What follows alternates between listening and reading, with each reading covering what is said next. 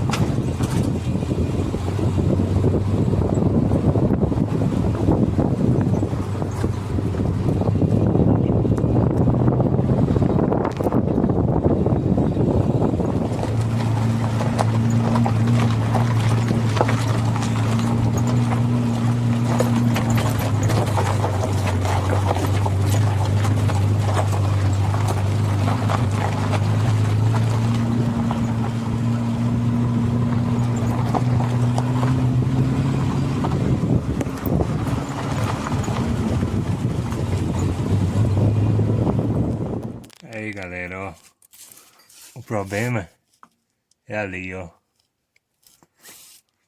Vocês estão vendo que essa bucha aí dentro do pivô tá detonada?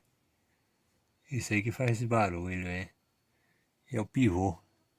Ele é fixado por 3 parafusos. Esses dois aí embaixo e esse aqui, ó. Aí pra prender ele.